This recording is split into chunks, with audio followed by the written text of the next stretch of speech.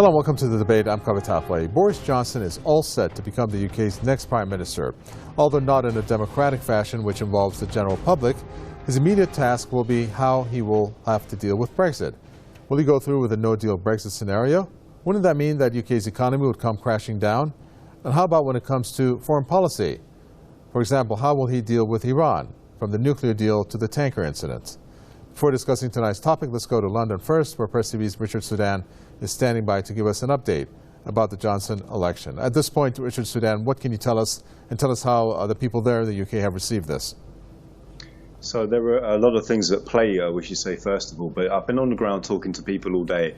And you know, I've not found one person who's excited about the premiership of Boris Johnson. And the reason for that is Boris Johnson has a long track record of offending just about everybody. And also he's got a record of incompetence in office. This is what's come to characterize his political legacy, if you like, thus far. So I think, you know, Boris Johnson's ascension to Downing Street has to be viewed in the context of a ever-increasing, deepening political crisis, which has engulfed Westminster and arguably polarized much of the country. Now, essentially, the task he faces isn't too dissimilar from Theresa May. He's going to have to try and get the deal through Parliament or some kind of different deal. But I think a lot of people are concerned because he's showing an ideological commitment to a no-deal Brexit, whatever the cost. So I think people, you know, they want to see someone who can unite the country, unite Parliament. And at the moment, people see Boris Johnson as struggling to unite his own party. Of course, the Conservatives were already operating with a wafer-thin majority under Theresa May, and Boris Johnson hasn't yet set foot in Downing Street. And of course, we've seen an array of resignations. There'll probably be more resignations to follow. And so the task ahead of him is quite monumental. And of course, the other thing is Boris Johnson, you know, he's wanted this job arguably ever since his days at Eton. But the problem is many people think his record of offending people is arguably going to extend to Downing Street.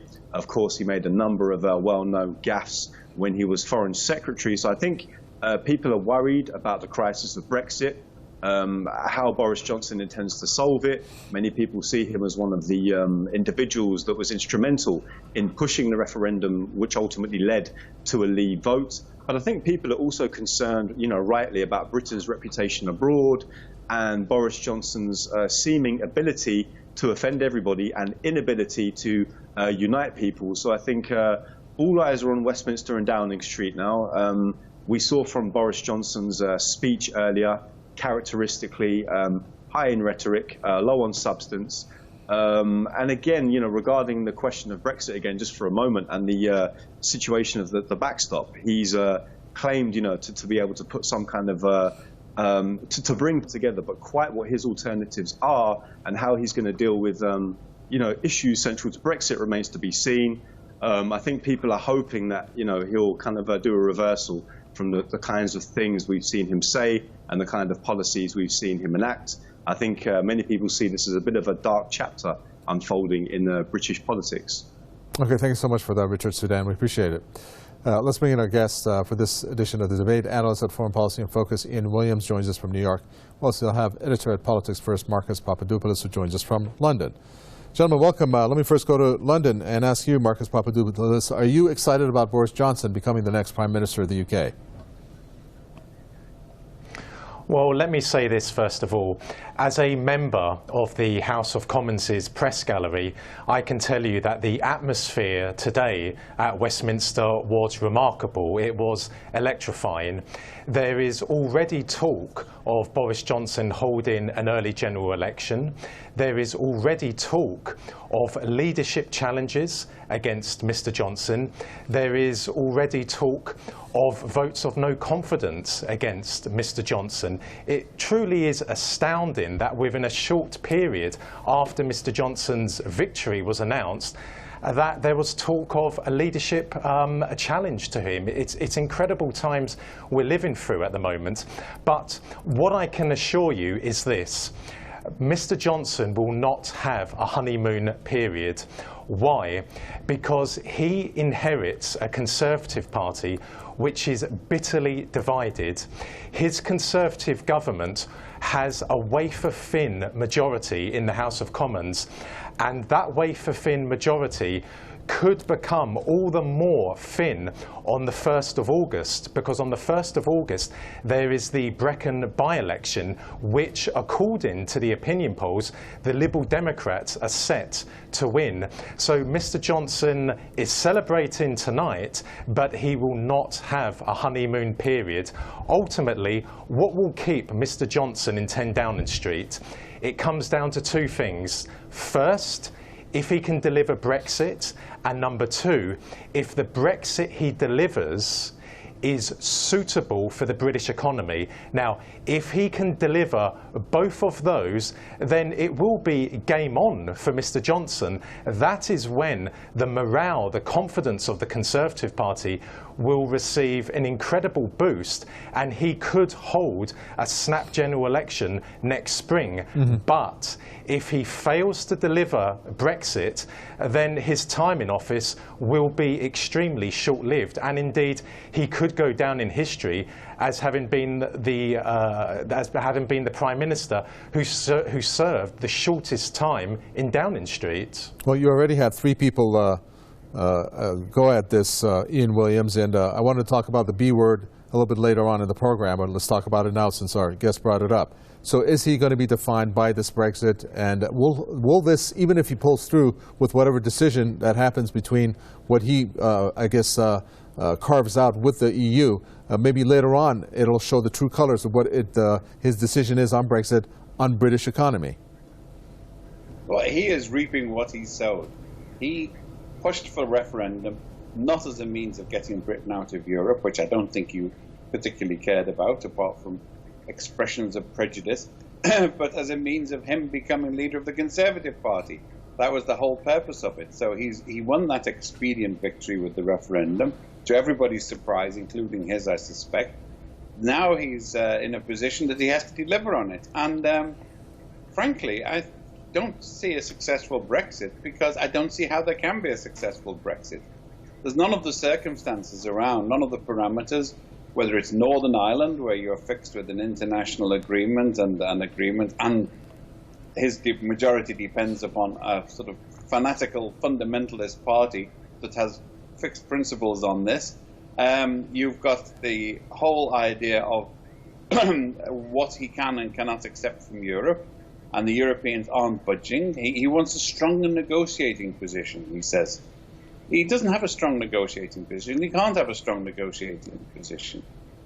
All those other countries in Europe have their own positions, and just because Boris is now saying make Britain great again does not make it so, any more than the other guy across the Atlantic saying make America great again makes it so.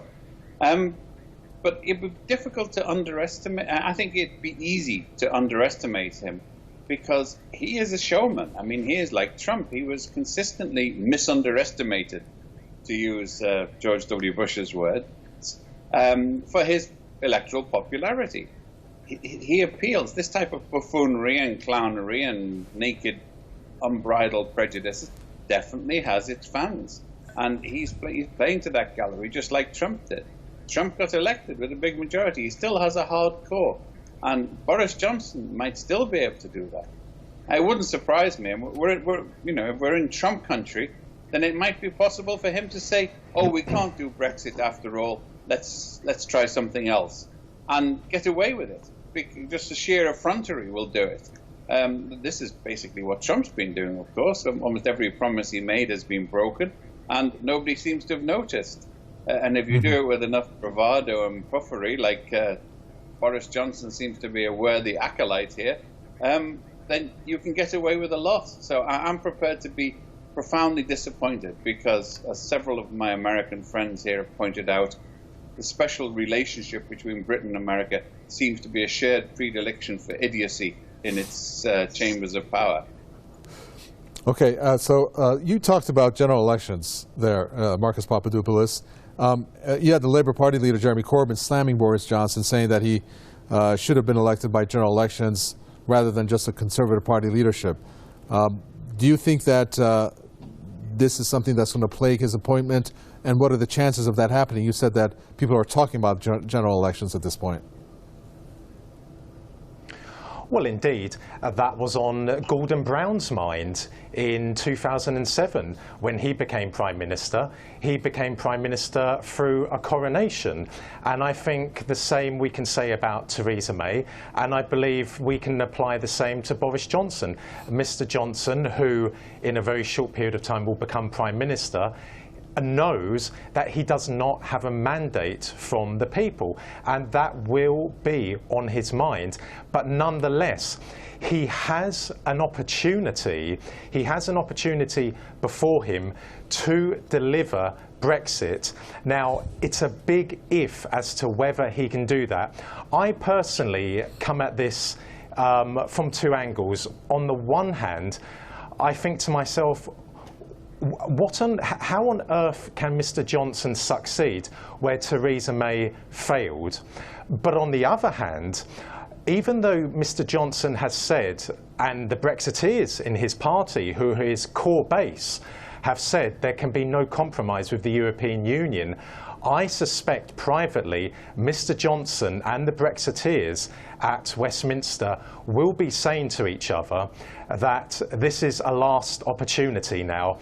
If we show no willingness to compromise, then Britain could end up never leaving the European Union. On the other hand, if we have to swallow our pride, so to speak, and compromise and negotiate with the European Union, then the agreement reached with Brussels might not be particularly to their taste, but they might see it as, well, it's not ideal, but at least we will leave the European Union. Now, if that happens, then I believe that Boris Johnson will then focus on making Brexit a success for the UK economy. He will sell it, he will lobby it hard within Britain, and then his team will look at the opinion polls. And if next spring the opinion polls are favourable towards the Conservative Party, that is when I suspect he will hold a general election in order to get a mandate. But consider this, if he is unable to deliver Brexit by the 31st of October this year, that is when he could say, let's have a general election this November to resolve the matter. So these are very unpredictable times at Westminster, but I don't believe anyone should underestimate Boris Johnson. People underestimated him in 2008 when he was first running for the Mayor of London. Not only did he win in 2008, he was then re-elected in 2012. Though I don't think he's a particularly good politician, he does have a great deal of stamina and perseverance, and he has widespread support in Britain, in particular in England. Okay, Marcus Papadopoulos, why is it then that we're looking at Brexit defining him in the sense where it's almost as if since he has been chosen, some may think, well, now is the time for him to think about a solution, him and his advisors. But I'm guessing that this has happened, that he has probably been advised on the solutions to take on his approach towards Brexit and to figure out a solution, not for it to be off-the-cuff reaction based on just him getting elected. What is it that he will do? I know you said that there's going to be some compromising, perhaps, that's going to take place behind closed doors. Do you think that's the route he's going to take? Brexit, whether you like it or not, is the most pressing political issue that Britain has faced since the end of the Second World War. And it is Brexit that brought down Theresa May. And it is Brexit that could potentially bring down Boris Johnson. Conversely, Brexit could make it for Boris Johnson. This could allow him to remain in Downing Street. This could allow him to go to the country to hold a general election, a snap general election, and to be returned with a favourable majority. And I really do believe that the Brexiteers at Westminster, the Brexiteers amongst the Conservative grassroots and Boris Johnson understand privately that in politics you have to compromise. Remember, the Brexiteers did not like Theresa May one bit whatsoever, but now they have their man in Downing Street. They don't really want to bring him down. If that means compromising with the EU in order to get the UK out of the EU, then I believe they will do it, because otherwise they could end up in a situation where Jeremy Corbyn wins a general election and becomes Prime Minister. Okay. Ian Williams, if you have us, I'd like to go on to the next topic from Brexit. It doesn't look like Ian Williams. Ian Williams, if you have us, let's move on from Brexit now to the foreign policy arena. And if we can discuss Iran with you. Okay, he's not with us. Marcus Papadopoulos, Iran as a foreign policy challenge is what has been cited to be #1 on the list, high on the list. What approach is Boris Johnson going to take with Iran? We know what he has stated, but then there's, in terms of Iran, diplomacy and saving the nuclear deal. He's made it clear that those are the two things that he wants with Iran. But then you have the appeal or the traction between Boris Johnson and Donald Trump, for lack of a better word. And we know how Trump feels about this. So is he going to align himself with Trump on this? I don't believe that there's going to be any shift whatsoever in British foreign policy. Indeed, if Jeremy Hunt had won the Conservative Party leadership contest, there wouldn't have been any shift in British foreign policy. I don't believe that Iran is going to be the #1 issue for Boris Johnson in terms of foreign policy. I believe it will be Iran and Russia. And when it comes to both countries, yes, Boris Johnson has a very hostile approach to them. He has made numerous attacks on Iran. He has accused Iran of fostering regional instability, of being a threat to British and American interests in the Persian Gulf, in a threat to the supply of oil from the region. So I don't think Boris Johnson is going to be any different to how Theresa May has approached Iran. Of course, when it comes to the JCPOA, that will be very interesting to see. Will Boris Johnson maintain Britain's support to the JCPOA? Now, what I can say to you is this, is that when Boris Johnson was Foreign Secretary, it wasn't so much Boris Johnson who was maintaining support for the Iran nuclear deal. It was actually the senior civil servants in the Foreign Office, the permanent undersecretary, the deputy undersecretary, who were telling him this is the best policy for Britain to support the JCPOA. Now, of course, the senior civil servants of the Foreign Office were horrified by Boris Johnson as Foreign Secretary, mainly because he was lazy. He wanted the title of Foreign Secretary, but he didn't want the work that came with it. Now, as Prime Minister, the Foreign Office will be pressuring Downing Street to maintain Britain's support for the JCPOA. But as you correctly said just now, Boris Johnson is politically close to Donald Trump. So it is conceivable that under Boris Johnson's premiership, the UK could withdraw its support for the Iran nuclear deal. Okay. Ian Williams, same question to you when it comes to Iran, how he's going to deal with it in particular. Obviously, you have on the top of the list the Iran nuclear deal or the JCPOA.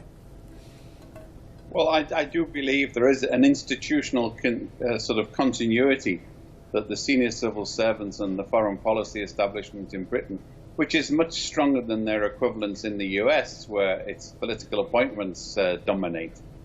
So nobody is going to gainsay Trump too much, even though they still manage to. But in Britain, I think there's a continuity there, and he will attempt to. But what we have to look at is these details. Like, I mean, if it comes to an election, I would be very surprised if it doesn't come up that he was the one who sacrificed the British ambassador to Washington to Trump's tantrums. I mean, that should really be playing on the foreign policy field. A lot of Brits actually rather resent the subservience to the United States, and the subservience to somebody like Trump is doubly galling.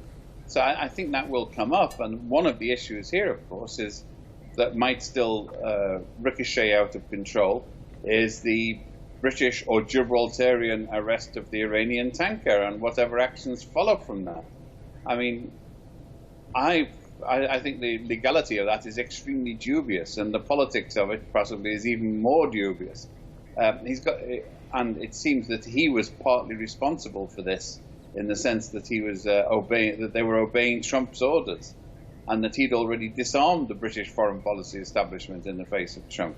So it'll be interesting to see what happens now, and whether his bluster will actually get us into a bigger and deeper hole than we already are.